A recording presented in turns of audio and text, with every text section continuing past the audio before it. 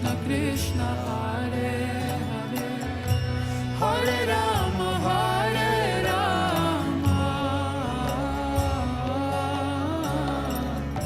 Rama Rama Hare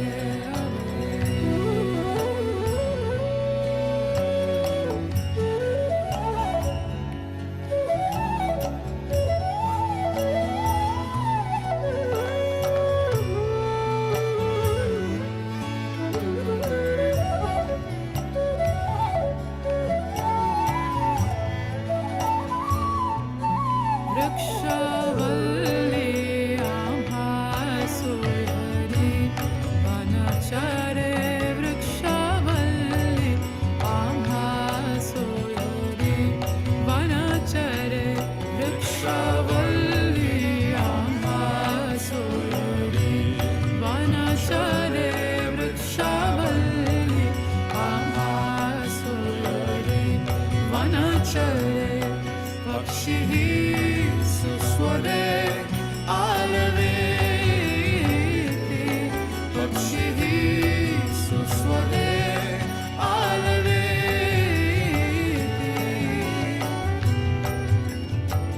Panduranga Hari Jai Jai Panduranga Hari Panduranga Hari Jai Jai Panduranga Hari Panduranga Hari Jai Jai Panduranga Hari Panduranga Hari Jai Jai Panduranga Hari Panduranga Panduranga Panduranga Vitala Panduranga Panduranga Panduranga Vitala Vitala Vitala Vitala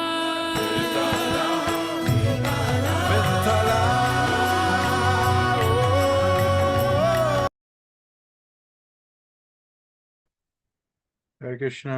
Welcome to Youth Jam, everyone. So today we have another small group. So let's all increase our participation by turning on our videos, and hopefully we get a lot more out of this program. And to ensure that, we can, as usual, begin with a prayer. And the way that works is someone will throw out a nomination in the chat or by unmuting themselves and announcing their nomination. And yeah, would you like to make a nomination? I'll nominate Vivan. All right. I second that. All right, Vivan, there's the format for the prayer in the chat in case you need it. Dear Shri Shri Radha Kala Chandji, dear Shri Shri Jagannath Baladev Subhadra, dear Shri Shri Gaurnitai, if you so desire, please let this UChamp be successful and let everybody learn something new. Please consider our humble request. Hare Krishna. Yeah, thank you so much, Vivan, for that prayer. And here's some other links in case anyone's coming here for the first time. Doesn't seem to be. Satvika and Rahini, I remember. Yeah, okay, it looks like we've got familiar faces. Satvika is new? Yeah. Oh, hi. Hi, Bull Satvika. And Arna. Yes. Hare Krishna. Welcome to Youth Jam. All right. So as we started with a nice prayer, we can hopefully get a lot out of this Youth Jam, and we can start with our first program of the day, which is our Chad. We're still on chapter 7, and the great part about this is we can learn actually a lot about how to approach devotional service by learning about Krishna himself in this chapter. It's littered with gems. So since we have a small group, I'll read through the shlokas first, and then everyone can recite behind muted mics, and we can all take turns reading translations afterward. Shri Bhagavan Uvacha Maya Saktamana Partha Yogam Yunjan Madashraya Asamshayam Samagram Mam Yatha Gnasya Sitashrinu Jnanam Teham Savijnanam Idam Vakshyam Asheshataha Yajñatva Neha Bhuyonyaj Jnatavyam Avashishyate. मनुष्याणां सहस्रेषु कश्चिद् यतति सिद्धये यतताम् अपि सिद्धानां कश्चिन्मां वेत्ति तत्त्वतः भूमिरापो नलो वायु कं मनो बुद्धिरेव च अहङ्कार इतीयं मे भिन्ना प्रकृतिरष्टधा अपरेयम् इतस्त्वन्यां प्रकृतिं विद्धि मे परां जीवभूतां महाबाहो ययेदं धार्यते जगत् एतद्योनीनि भूतानि सर्वाणीत्युपधारय अहं कृत्स्नस्य जगतः प्रभवप्रलयस्तथा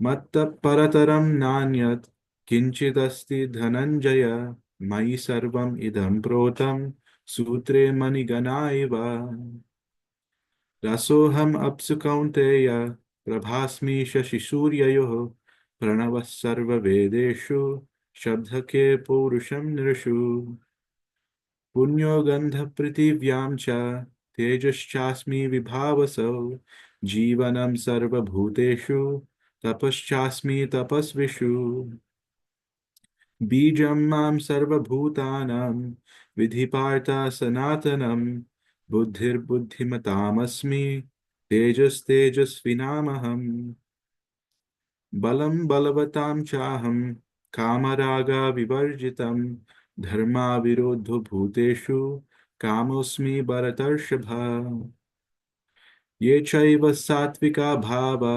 राजसास्तामसाश्च ये मत्त एवेति तान् विद्धि न त्वहं तेषु ते मयि त्रिभिर्गुणमयैर्भावैर्येभिः सर्वमिदं जगत् मोहितं नाभिजानाति मामेभ्यः परमव्ययम् दैवी ह्येषा गुणमयी मम माया दुरत्यया मामेव ये प्रपद्यन्ते मायामेतां तरन्ति ते न मां दुष्कृतिनो मूढा प्रपद्यन्ते नराधमः माययापहृतज्ञान आसुरं भावमाश्रितः चतुर्विधा भजन्ते मां जनाः सुकृतिनोऽर्जुन आर्तो जिज्ञासुरर्थार्थी ज्ञानी च भरतर्षभा तेषां ज्ञानी नित्ययुक्ता एकभक्तिर्विशिष्यते प्रियो हि ज्ञानिनोत्यर्थम् अहं स च मम प्रियः उदारः सर्व एवैते ज्ञानी त्वात्मैव मे मतम् आस्थितः स हि युक्तात्मा मामेवानुत्तमां गतिम् बहूनां जन्मनामन्ते ज्ञानवान् मां प्रपद्यते वासुदेवः सर्वमिति स महात्मा सुदुर्लभः कामैस्तैस्तैर्हृतज्ञान प्रपद्यन्ते न्यदेवतः तं तं नियममास्थाय प्रकृत्या नियता स्वया यो यो यां यां तनुं भक्त श्रद्धयार्चितुमिच्छति तस्य तस्याचलां श्रद्धां तामेव विदधाम्यहम् सतया श्रद्धया युक्तस्तस्याराधनमीहते लभते च ततः कामान् मयैव विहितान् हितान् अन्तवत्तु फलं तेषां तद्भवत्यल्पमेधसां देवां देवयजो यान्ति मद्भक्ता यान्ति मामपि अव्यक्तं व्यक्तिमापन्नं मन्यते मामबुद्धयः परं भावमजानन्तो ममाव्ययमनुत्तमम् नाहं प्रकाशः सर्वस्य योगमाया समावृतः मूढोऽयं नाभिजानाति लोको मामजमव्ययम् वेदाहं समतीतानि वर्तमानानि चार्जुन भविष्यानि च भूतानि मां तु वेद न कश्चन इच्छाद्वेषसमुत्थेन द्वन्द्वमोहेन भारत सर्वभूतानि सम्मोहं सर्गे यान्ति परन्तप येषां त्वन्तगतं पापं जनानां पुण्यकर्मणां ते द्वन्द्वमोहनिर्मुक्ता भजन्ते मां दृढव्रतः जरामरणमोक्षाय मामाश्रित्य यतन्ति ये te brahma tad vidu kritsnam adhyatmam cha karma chakilam Sadhi bhutadi daivam mam sadhi yajnam cha ye viduhu prayane kale pichamam te vidur yukta chetasaha Om Tat Sat iti Srimad Bhagavad Gita Supanishadsu Brahma Vidyayam Yoga Shastre Shri Krishna Arjuna Samvade Jnana Vijnana Yoga Nama Saptamodhyayaha Harihi Om. All right, since we have, let's see, 9 participants. Okay, let's have each person read 3 translations. So please raise your hand. Anyone want to get us started? All right, Bredrus, get us started. The Supreme Personality of Godhead said, Now hear, O son of Pritha, how by practicing yoga in full consciousness of me, with mind attached to me, you can know me in full, free from doubt. I shall now declare unto you in full this knowledge, both phenomenal and numinous. This being known, nothing further shall remain for you to know. Out of many thousands among men, one may endeavor for perfection, and of those who achieve perfection, hardly one knows me in truth. How many is everybody reading? 3. 3? Okay. So, do I start? Okay. Earth, water, fire, air, ether, mind, and false ego. Altogether, these 8 constitute my separated material energies.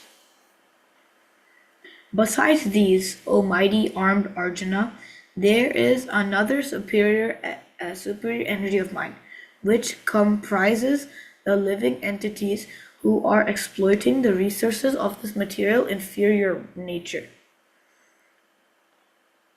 All created beings have their source in these 2 natures. Of all that is material and all that is spiritual in this world, know for certain that I am both the origin and the dissolution. O conqueror of wealth, there is no truth superior to me.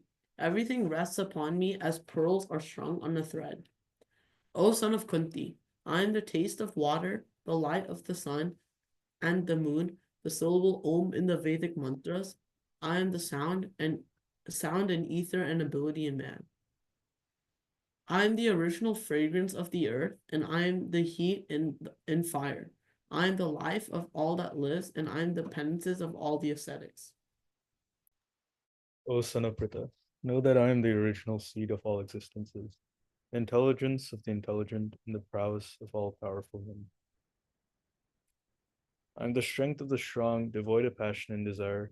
I am sex life which is not contrary to religious principles, O Lord of the Bharatas, Arjuna.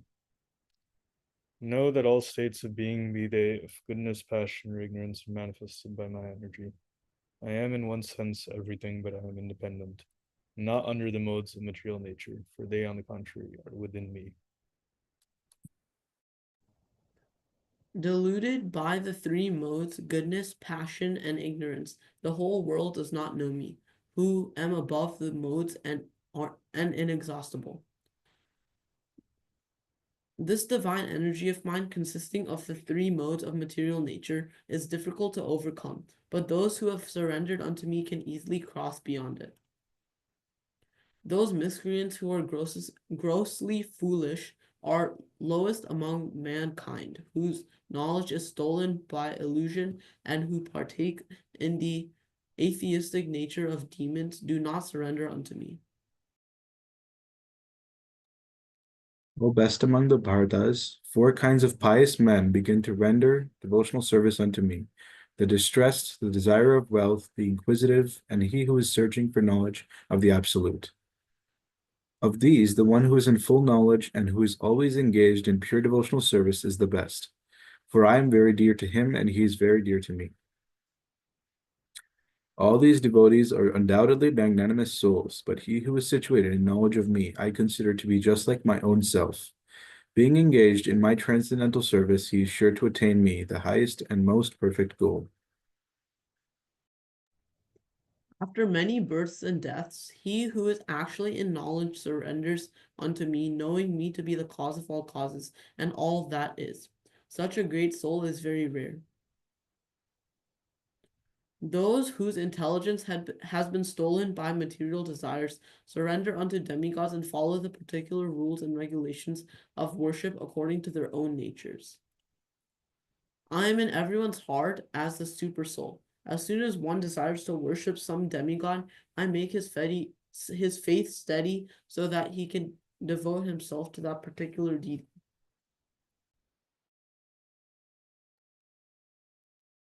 Would anyone like to read the last 9 verses? You can split them up.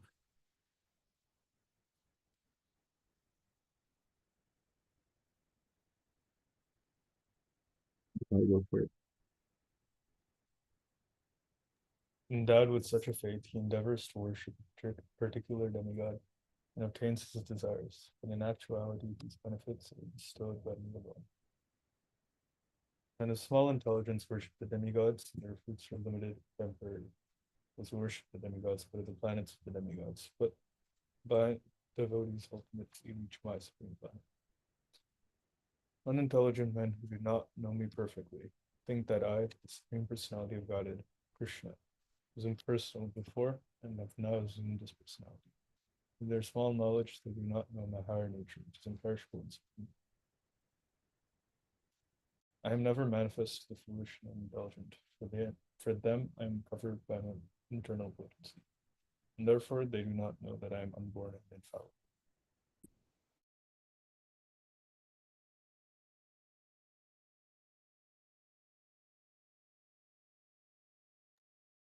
Abia, go ahead. O Arjuna, as the Supreme Personality of Godhead, I know everything that has happened in the past, all that is happening in the present, and all things that are yet to come.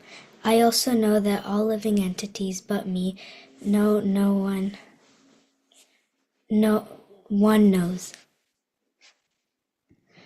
O citizen of Bharata, O conqueror of the foe, all living entities are born into delusion, bewildered by dualities arising from desire and hate.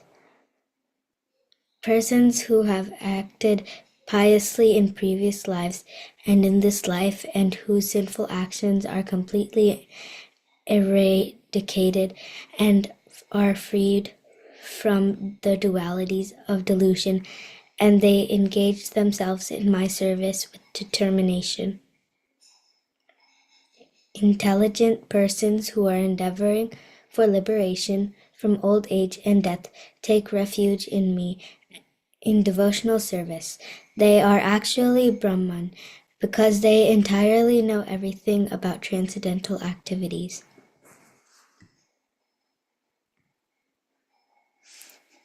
Go ahead, finish it off. Those in full consciousness of me, who know me, the Supreme Lord, to be governing principle of all material manifestation of the demigods and of all methods of sacrifice, can understand and know me, the Supreme Personality of Godhead, even at the time of death. Thank you, everyone, for reading translations. As usual, we're going to continue going through the purports to the 7th chapter by Srila Prabhupada. So I believe we're on verse 4 now, right? Should we do 4 and 5, or do we have time?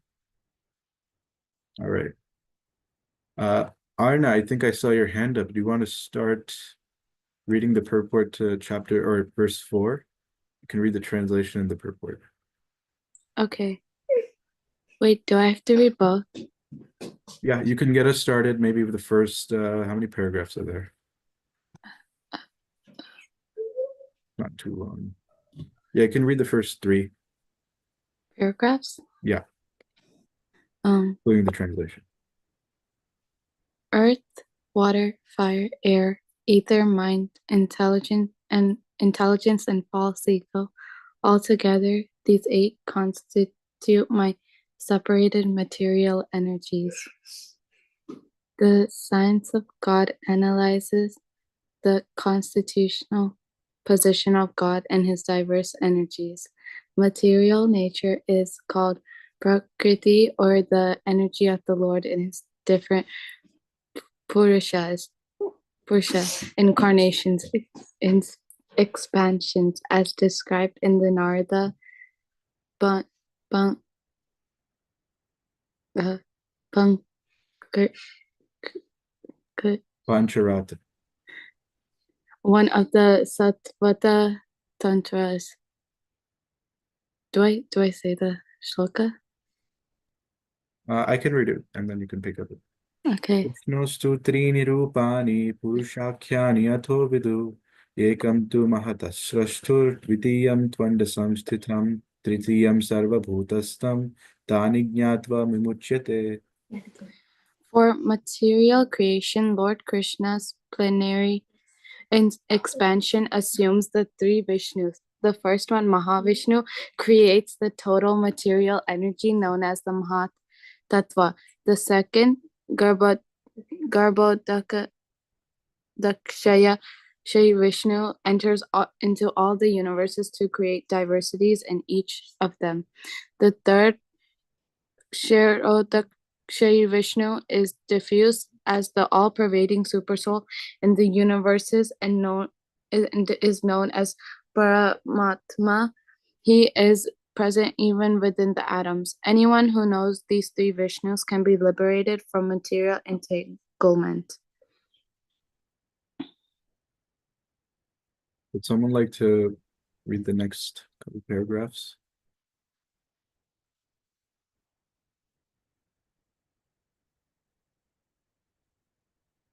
Rajos, go ahead. This material world is a temporary manifestation of one of the energies of the Lord. All the activities of the material world are directed by these three Vishnu expansions of Lord Krishna. These Purushas are called incarnations. Generally, one who does not know the science of God, Krishna, assumes that this material world is for the enjoyment of the living entities, and that the living entities are the Purushas, the causes, controllers, and enjoyers of the material energy. According to the Bhagavad Gita, this atheistic conclusion is false. In the verse under discussion, it is stated that Krishna is the original cause of the material manifestation. Srimad Bhagavatam also confirms this. The ingredients of the material manifestation are separated energies of the Lord. Even the Brahma Jyotir, which is the ultimate goal of the impersonalists, is a spiritual energy manifested in the spiritual sky. There are no spiritual diversities in the Brahma Jyotir, as there are in the Vaikuntha Lokas, and the impersonalist accepts this Brahma Jyotir as the ultimate eternal goal. The Paramatma manifestation is also a temporary, all-pervasive aspect of the Kshirodakashayi Vishnu. The Paramatma manifestation is not eternal in the spiritual world. Therefore, the factual absolute truth is the supreme personality of Godhead, Krishna. He is the complete energetic person, and he possesses different separated and internal energies. In the material energy, the principal manifestations are 8, as above mentioned. Out of these, the first 5 manifestations, namely earth, water, fire, air, and sky, are called the 5 gigantic creations or the gross creations, within which the 5 sense objects are included. They are the manifestations of physical sound, touch, form, taste, and smell. Material science comprises these 10 items and nothing more. But the other 3 items, namely mind, intelligence, and false ego, are neglected by the materialists. Philosophers who deal with mental activities are also not perfect in knowledge because they do not know the ultimate source, Krishna. The false ego, I am, and it is mine, which constitute the basic principle of material existence, includes 10 sense organs for material activities.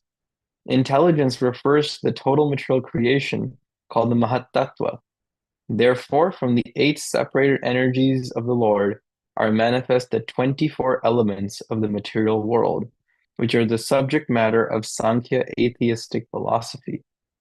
They are originally offshoots from Krishna's energies and are separated from him.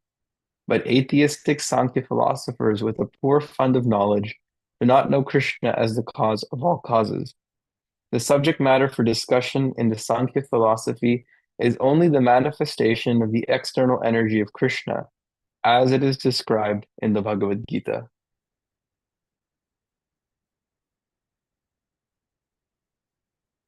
Right, I think the fifth verse's purport is also pretty short. Let's see, I'll read the first half and then we can get a volunteer to read the second half. It's not too big.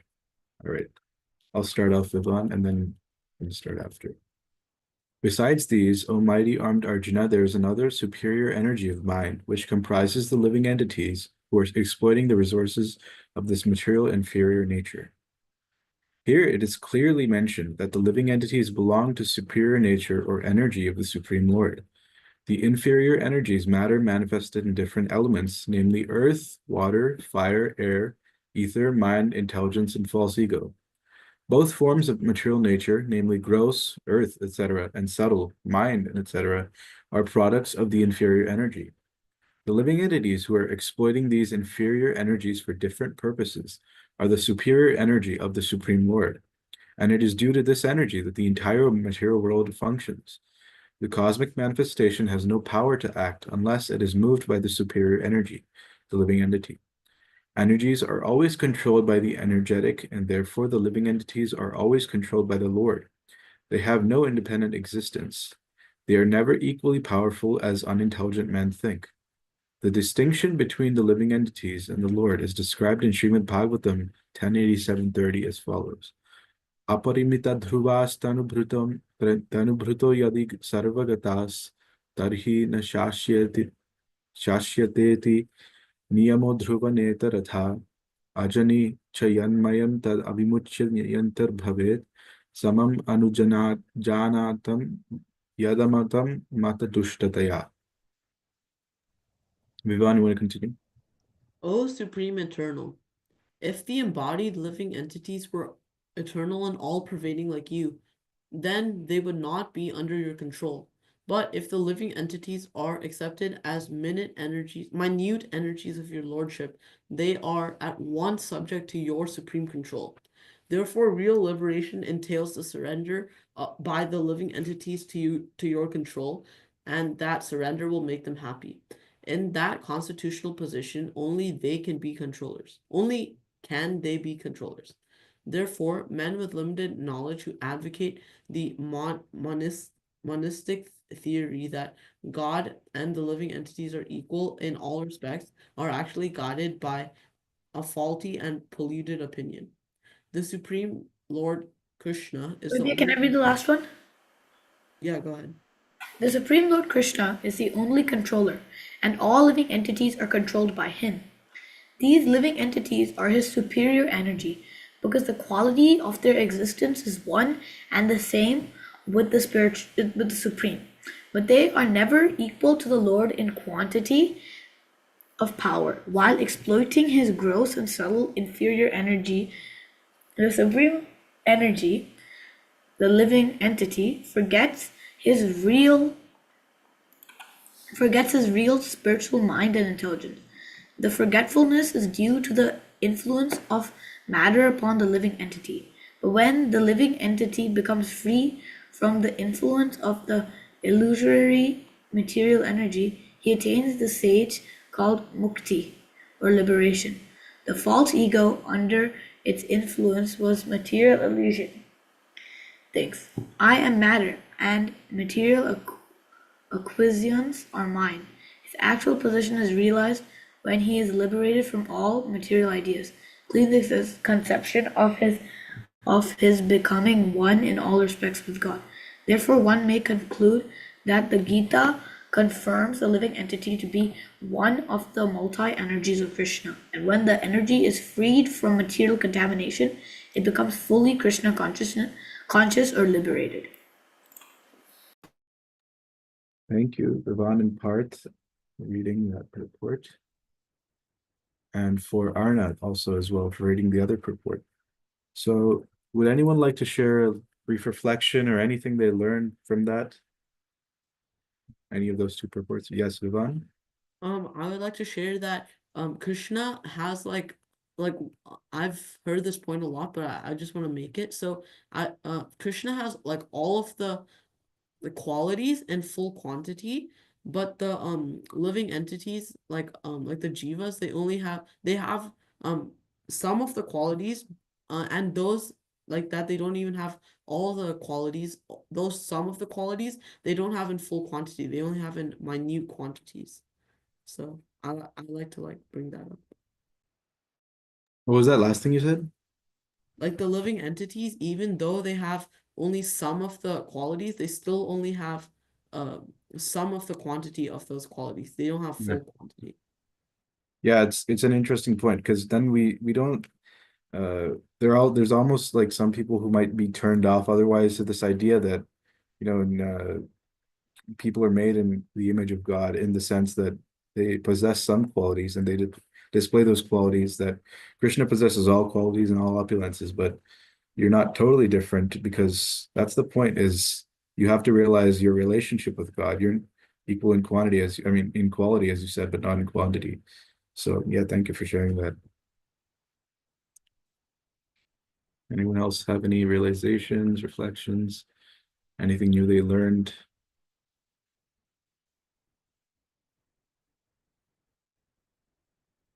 I think I found it interesting that from the fourth versus purport, because we know about these senses that we in the material body that we use and experience on a daily basis. We almost forget about those, but all of those fall under as it says, the false ego. And when you identify with the body, that's the main culprit almost for a lot of the troubles that we face. And I think that's why the seventh chapter in general is also so important, just because it tells us what to look for in terms of our relationship with God and how we're not the body itself. Yes, Brajaras? Also kind of building off Ivan's point, I like that in I think it was verse 5, where it's very refreshing to know that the material world isn't everything, that there's something beyond it, that there are souls that are beyond what we see, and they're the ones that are trying to exploit the material world. And it's just like a very interesting dynamic where sometimes we feel like, oh, we're one with matter, but actually like that exploitation, that kind of action that we perform separates us because we're able to do something to matter. And so it's both kind of crazy in one way because like, wow, there's something different, but it's also relieving because there is something because it's higher than matter. There's more to it. There's something spiritual in the world that is within us. And so I like how the distinction is made here in these two verses of how the world works and where we belong in it. Yeah, I found that interesting as well in the fifth verses purport. The some power is not power, but there's a certain thing that's attributed to the superior energy with the material, like all living entities, which is that without them, then this cosmic manifestation is really just nothing. So it's not like, I don't know, maybe like to some it might like be an impression that the Bhagavad Gita is saying people are absolutely nothing and they're insignificant in the sense that they possess qualities in lesser quantity compared to God, then they're insignificant, but they're still given this uh, attribution that they have the potency to facilitate what actually exists from the cosmic manifestation. So that's interesting as well. Yeah, thank you for sharing. All right, I think can move on to our next program. Brajois, you want to take it over? So we'll be doing another shloka set. We'll be doing the Sri Upanishad. We haven't done it in a bit, but it's the first set that we did in UCHAM ever. And so it's a very special one to all of us. We'll just do the shlokas here today. And so I can chant, or if does someone else also want to chant, we could share the chanting since this is a very common set that we've done many times, does anyone else want to do the Sanskrit too with me? All right, we get 3 seconds. If not, then I'll do it all. And you can all repeat behind your muted mics. Okay, it sounds like it'll just be me alone. So feel free to chant along. Om Purnamada Purnamidam Purnat Purnamudachyate Purnasya Purnamadaya Purnamevavashishyate Ishavasya sarvam Yatkincha Jagatyam Jagat Tena Tyaktena Bhunjitha Magrada Kasya Swidhanam Kurvane Veha Karmani Jijivishe Chatam Sama Evam Twai Nanyate Tosti Na Karma Lipyate Nare Asurya Namate Loka Andhena Tamasavrita Tamste Pretya Vigachanti Yeke Chatma Hanojana Anejadekam Manaso Javiyo Naina Deva Apnuvan Purvamarshat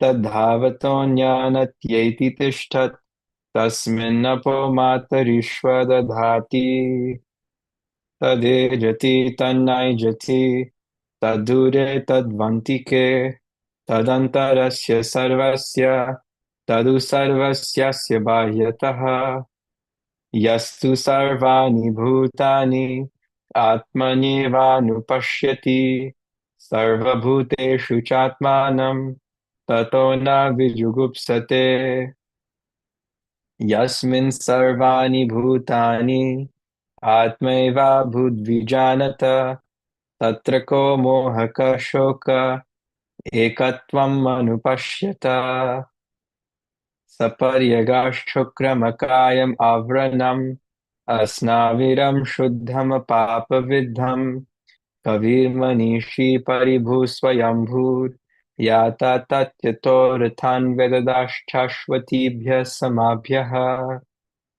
Andham tama pravishanti ye vidyamupasate tato bhuya ivate tamo ya uvidyayamrataha anyadevahurvidyaya anyad ahuravidyaya iti shushrumadhiranam yenastad vichachakshire vidyam cha yas tadvedo bhayam saha avidyaya mrityum tirtva vidyayamritamashnute andham tama pravishanti ye sambhutim upasate tato bhuya ivate tamo ya usambhutyamrata anyadevahur iti shushumadhiranam yenastadvichachakshire sambhutim cha vinasham cha yastadvedo bhayam saha vinashena mrityum tirtva sambhutyam vritamashnute hiranmayena patrena satyasyapi hitam mukham tattvam pushan apavrnu satyadharmaya drishtaye Pushane karshe yamasurya prajapatya vyuharashmin samuha tejo yate rupam kalyanatamam tate pashyami yosavaso purushassoham asmi vayuranilam amritam athedam bhasmantam shariram om krato smara kritam smara krato smara kritam smara Agnenaya Supataraya Asman Vishwani Deva Vayunani Vidvan Yuyodhasmad Juhuranameno Bhuyishtam Te Nama Uktim Vidhema Shri Shopanishad Sampurnam Hari Om. All right, now Chaitanya will lead us to our weekly reading. I will. Yes. So let's resume our reading from last week, Srila Prabhupada Lilamrita, chapter 6. And let's do 3 paragraphs as well for this. So if we can get some volunteers to read, and let's see where we get. I will start. Hold on. During 1950 to 51, he continued his letter writing, attempting to gain a hearing with various organizations and leaders. He wrote the World Pacifist Committee, the President of India, and the Minister of Education. He wrote to the Indian Congress for Cultural Freedom, which wrote back suggesting that Abhay had written them by mistake. He wrote to an official of the All Religions Conference in Bombay, advising that because of their approach, nothing practical would come out of their conference. The practical solution is lying in the transcendental message of Sri Krishna, the personality of Godhead, as given by him in Bhagavad Gita. On September 14th, 1951, he corresponded with Daniel Bailey of the American Reporter, a magazine published by the American Embassy in New Delhi. Abhay pointed out that the philosophy of understanding the absolute truth, as realized by the sages of India, was higher than attempts to combine East and West. Mr. Bailey replied that he was aware of Eastern philosophical and religious influence in the West, and cited the progress of a yoga mission in New York City, which he said he had some influence on the Protestants in America. But when Abhay asked if one of his articles could appear in the American Reporter, Mr. Bailey replied, "If we were to give considerable space in the American Reporter to say the Gita, we, in all fairness, would have to give equal space to other philosophies, and our desire is not to endorse or condemn any of them, but simply to assist in a better understanding." In a further reply, Abhay differed with Mr. Bailey's contention that people should be encouraged to make their own interpretation of religion. Less intelligent men are always guided by those who are superior in knowledge in all spheres of life. Abhay even wrote to the Ford Foundation in Detroit, and a staff assistant wrote back, "Regret to advise you that we are unable to pursue your suggestions concerning the establishment of an association of the intelligent class of people. The Ford Foundation has no program in which specific ideas such as you might describe might be included." Yvonne, go ahead. Although most of his suggestions were rejected, occasionally he received words of apprehension. A certain doctor, Muhammad Saeed, PhD, a professor at the University of Allahabad, wrote, "You seem to have assimilated the universal teaching of ancient India, which is really laudable." And the governor of Uttar Pradesh replied, "You are doing noble work, for nothing nobler than God, then for nothing is nobler than to be God-minded." Not only was Abhay giving advice in his letters, but he was also hinting that he could give practical help. If he could obtain institutional backing, he was prepared to do many things: teach classes, manage temples, teach temple worship, initiate devotees, as well as organize of various kinds of field work to propagate the principles of Bhagavad Gita. Usually, he did not spell out exactly how things should be done, but he pointed to the philosophical defects in the present methods and the superiority of working in accord with the Vedic literature. By the grace of his spiritual master, he knew the science of applying Bhagavad Gita to almost any situation. If someone would only show interest, he could teach that person the superiority of working according to the Bhagavad Gita. After attending a meeting in which a prominent industrialist had stressed harmonious relationships between labor and management in his factory, Abhay wrote a long letter suggesting the man consider the good effects of the good effects that congregational chanting of Hare Krishna could produce. Since the factory had a special employees club and lounge, Abhay suggested that the workers assemble there and chant Hare Krishna. Abhay urged everyone to surrender to Wait, Krishna, but how many most people. paragraphs? 3. Okay. Abhay urged everyone to surrender to Krishna, but most people had their own philosophies and took a spirit to be Sectarian or proceptualizing. But Bhagavad Gita was universal. Abhay wrote, and God could not be omitted for any program. Even in the name of a secular state, Krishna, as the father of all living beings, had jurisdiction over the programs, organizations, and governments. Indians especially should appreciate the universal scope of Bhagavad Gita. Although Abe always had a plan of action behind his suggestions, he first sought the interest of his correspondent. There wasn't much interest, he and he was repeatedly turned down, but he never felt discouraged. He always anticipated finding a sympathizer. He kept his copies of his letters and their replies. A word of appreciation or slight show an interest from a correspondent being sufficient to elicit from Abe another thoughtful reply. He had developed a keen sense of dedication to Lord Chaitanya's mission, without expecting leadership from the Gaudiya Math. He still cherished the idea that his god brothers would soon come together and preach, but he didn't put any energy in the mathas, since to do so would mean to become involved in one of their fractions. Staying clear of the Gaudiya Math's internal fray, Abe continued his letter-writing campaign alone, introducing himself as a preacher of Bhagavad Gita and editor of Back to Godhead magazine.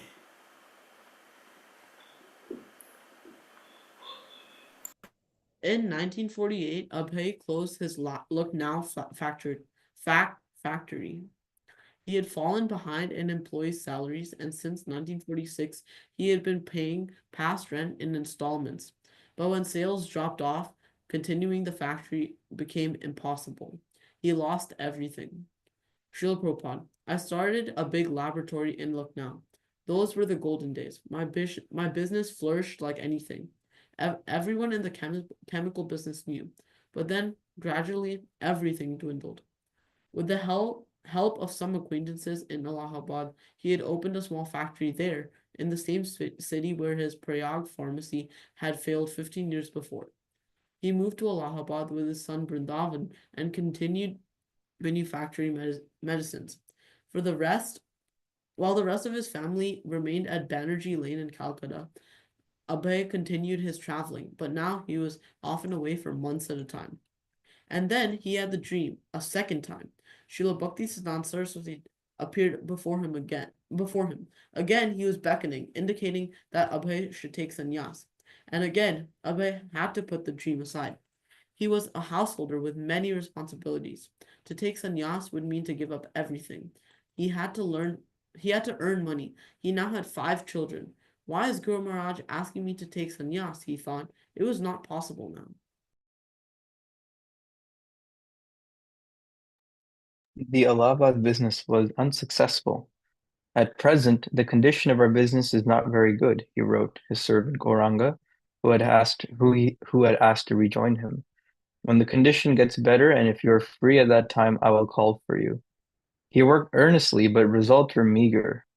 As with everything else, Abhay saw his present circumstances through the eyes of the scripture, and he could not help but think of the verse from Srimad Bhagavatam. Yasyaham anugrinnami harishye tad dhanam shanai tato dhanam tyajantyasya swajanadukha dukhitam. When I feel especially merciful towards someone, I gradually take away all his material possessions, his friends and relatives, and reject this poverty-stricken and most wretched fellow. He had heard Srila Bhaktisiddhanta Saraswati quote this verse, and now he thought of it often. He took it that his present circumstances were controlled by Lord Krishna, was forcing him into a helpless position, freeing him for preaching Krishna consciousness.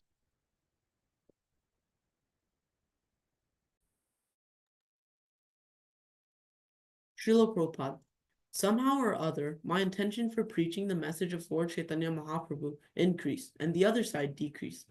I was not disinclined, but Krishna forced me. You must give it up. The history is known, how it decreased. In Srimad Bhagavatam, Queen Kunti had also prayed, "My dear Lord Krishna, your lordship can be easily approached, but only by those who are materially exhausted. One who is on the path of material progress, trying to improve himself with respectable parentage, great opulence, high education, and bodily beauty, cannot approach you with sincere feeling."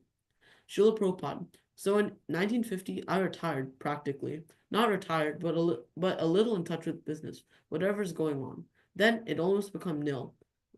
It almost became nil. Whatever was there, all right. You do whatever you like. Abhay's wife independently moved along with her sons to fight back to back her father's house at 72 Mahatma Gandhi Road. She reasoned that her financial support was becoming precarious.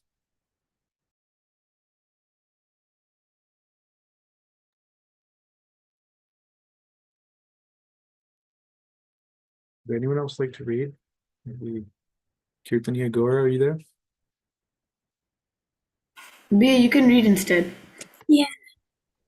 Or Kirtani Agora.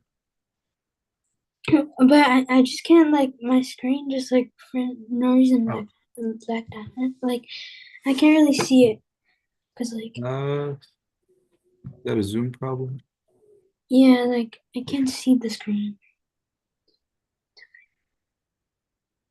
All right, we can have someone else continue, and if you can see your screen later on, then let us know. I can try rejoining. Okay.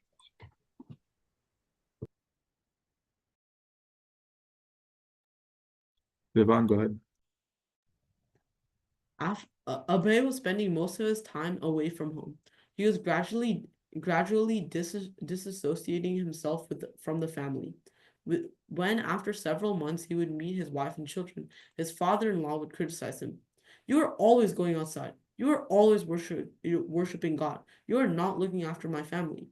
Whenever he could, Abhay would send his family some money. Mr.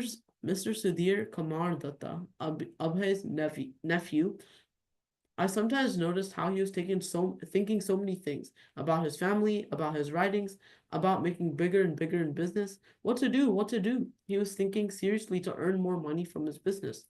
But that means he has to give more time for his business. And his writing, he never give up. He was writing more and more. And people sometimes abused him. "Hey, why are you writing religious things? You are only thinking of God. Then who will maintain your family? What will you do for the family?" Sometimes he argued with them. "What has this family given me? Why should I forget about God? This is the real thing. What I'm doing? You cannot realize what I'm doing." On a visit to Calcutta, Abhay stayed at the home of his father-in-law, where he was given his own room. When his wife served him dinner, he noticed that everything had been purchased from the market. "How is this?" he asked. "The cook is sick today," Radharani replied.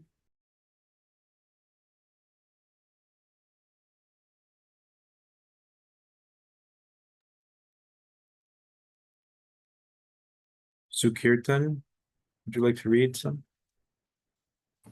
Sure. Is that Abai thought? Is that where it is? Okay. Abai thought, "It is better that we not live here at the home of her father, or else she will be spoiled even more." So he moved his family to a new address on Chetla Street. Here he sometimes stayed with his family for a few months, writing articles and doing a minimal amount of business. But most of the time he stayed in Allahabad. In Allahabad, Abai, now 54, lived like a vanaprastha, or one who was retired from family life. He was indifferent to the activities of family and business, activities a family man generally considers his prime objects of responsibility and happiness. In his writings, Abai had several times discussed the four ashramas, or spiritual divisions of Vedic society: brahmachari, grihastha, vanaprastha, and sannyasa. In the first division, the brahmachari ashrama, a young boy's parents sends him to a place of the guru, or gurukula, where he lives a simple life, studying the Vedic literatures under the guidance of his guru. Thus in his childhood and youth he learns the principles of austerity and spiritual knowledge that form the basis for his entire life.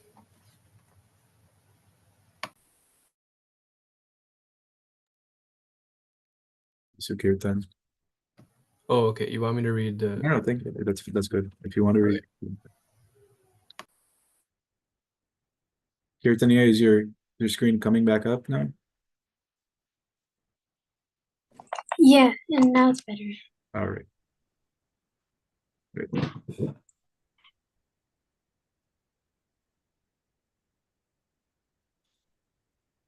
Are we at 50? At age at the top. Oh. At age 50, a man is supposed to retire from his family activities, and this stage is called Vanaprastha. In the Vanaprastha ashrama, both the man and the wife agree to abstain from further sexual contact. They may continue living together, but the emphasis is on spiritual partnership. As Vanaprasthas, they may travel together on pilgrimage to the holy places in India, preparing for their inevitable departure from the material world. Thus, the Vedic ashrama, allowing one to fulfill material life and enable one to end the cycle of repeated birth and death and attain the eternal spiritual world. A man of 50 should be able to see by his aging body that inevitable death is approaching, and he should have the good sense to prepare. In the final division, the sannyasa ashrama, the man places his wife in the care of a grown son and fully dedicates himself to serving the Supreme Lord. Formerly, the sannyasa ashrama meant a solitary life of penances in the Himalayas, but in the Gaudiya Vaishnava line, Sri Bhaktisiddhanta Saraswati had emphasized preaching. Although Abhay had not formally defined his status within the four ashramas, he appeared to be living more as a vanaprastha than grihastha. He saw his business failures and distasteful family situation as Krishna's blessings, freeing him from the family responsibilities and turning him wholeheartedly toward executing Srila Bhaktisiddhanta Saraswati's order to preach. Should I continue reading or?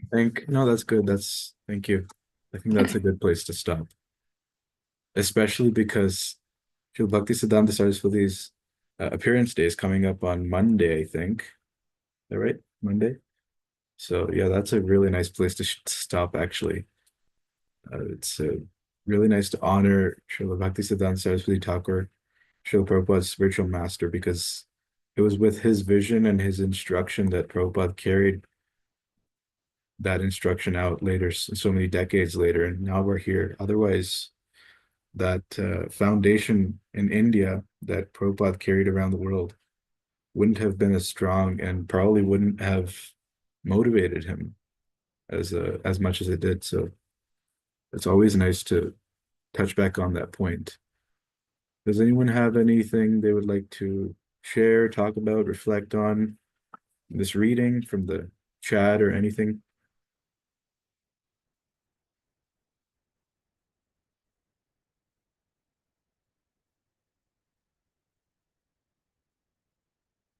Yes, address.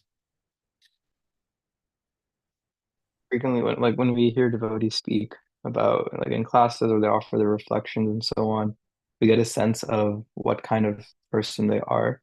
And I think by reading Srila Prabhupada's Amrita and just seeing how Prabhupada engaged with others and then also what affected him in his own life, we can there's a lot more context to his instructions, especially like with family life and so on. Like he had such a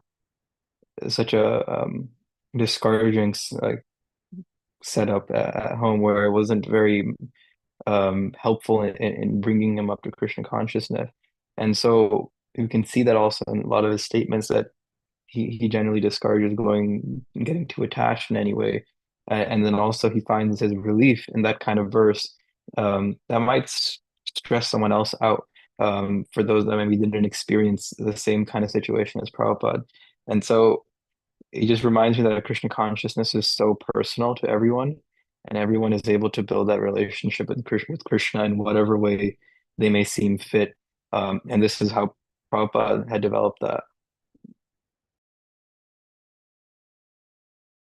Yeah, that's really interesting. And I mean, from what I've seen in like the Abhay Charan series, for example, they didn't show uh as is discussed in the Shri Prabhupada Lilamrita with regards to his dealings with other devotees. It's more just focused on his family life, and we only see that one aspect of it where eventually is he's driven to just, take the Vanaprastha ashram and move on. But we can see that sort of uh, secondary reason as to why he felt more encouraged to move on to that step, because he was at first also pleading with it, or he was hoping that his god brothers would, eventually uh, disengage from all that unnecessary fighting and nonsense. But they, and he hoped that they would at least continue that movement that Bhaktisiddhanta Saraswati had established. But he kind of felt, later on, that since that didn't happen, he felt like he had to take it upon himself sort of to carry out his spiritual master's instruction, which is more kind of, I think, heavy just in terms of how he felt also leaving his family at one point afterwards. So yeah, that's a great point as well. And it's the way he took that personally for not just India's sake, but the world's sake. It's really, looking at the result, it's amazing. So yeah, thank you for bringing that up as well. All right, if no one else has anything to share, I think we can end here. Rogers, do you want to close it off? Sure. Thank you everyone for joining our youth jam today. We'll come back here again next week at 3 p.m. Next week, we're going to have some interesting activities. And so please do mark it on your calendars so that we can see you again. And if you have any questions, feel free to reach out to us. And please share YouGem with all your friends and your communities as well so that we can have a larger group here. Hare Krishna, everyone.